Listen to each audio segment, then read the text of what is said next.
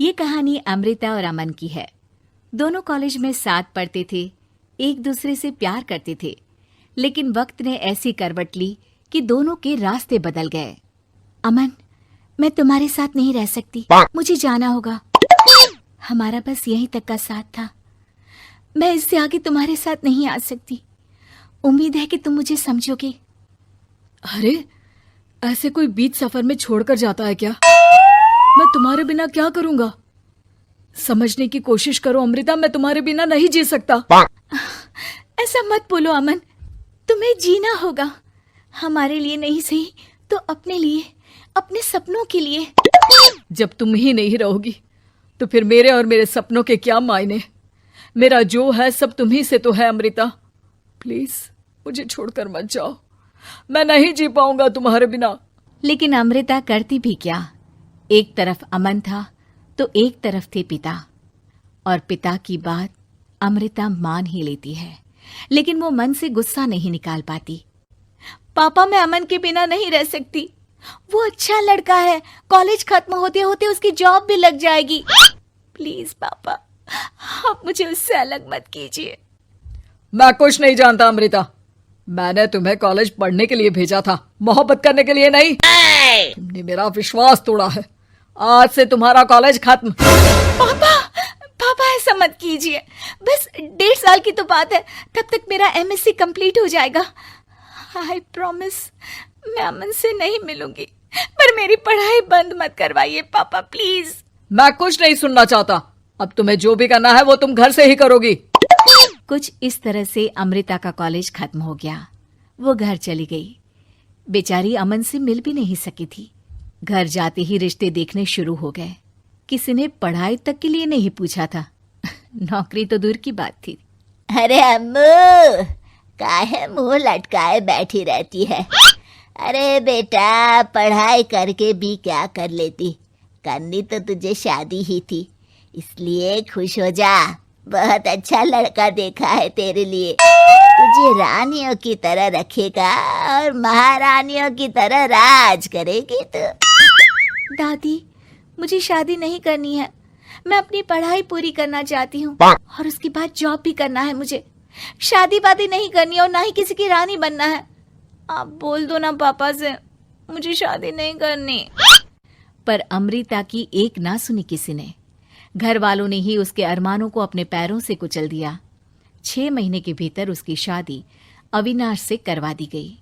अविनाश एक सिंपल सा लड़का था, जिसका पहनावा, ओढ़ावा, बोलना, आदतें अमन से बिल्कुल अलग थी। अम्मू, आज शाम को मैं जल्दी लौटूंगा, तुम तैयार रहना, हम फिल्म देखने चलेंगे और उसके बाद डिनर। ठीक है, मैं 6 बजे तक तैयार रहूंगी।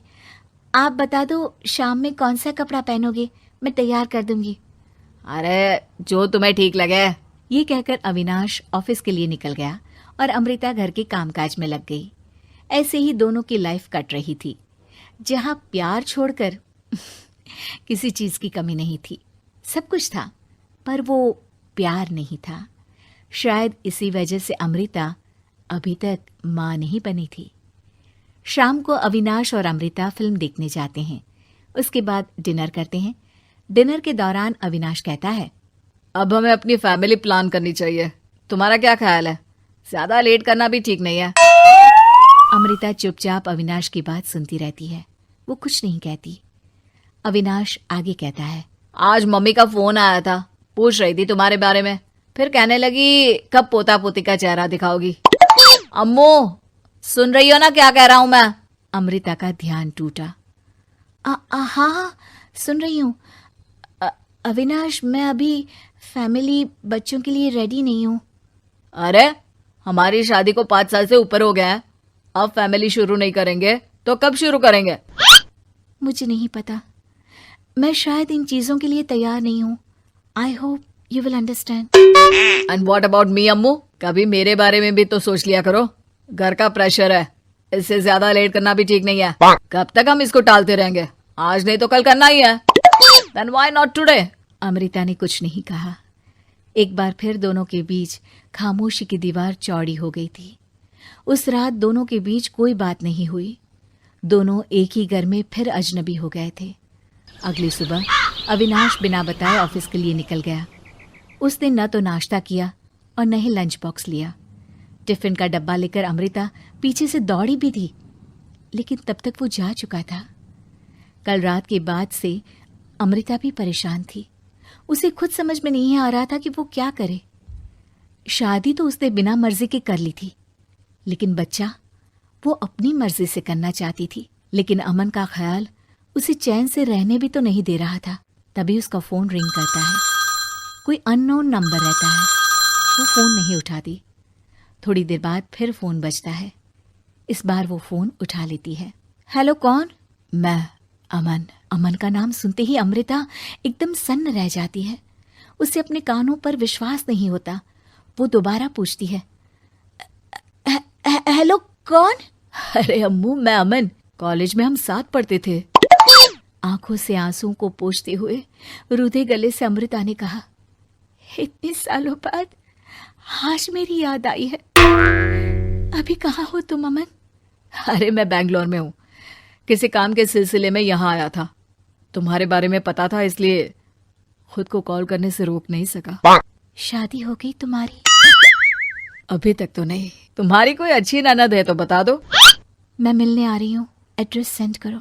अरे वेट यार, मैं एक होटल में हूँ। तो मैं हूँ तुम्हारी अमृता। मैं कुछ नहीं जानती, आ रही हूँ मैं। अमृता को कुछ समझ में नहीं आता।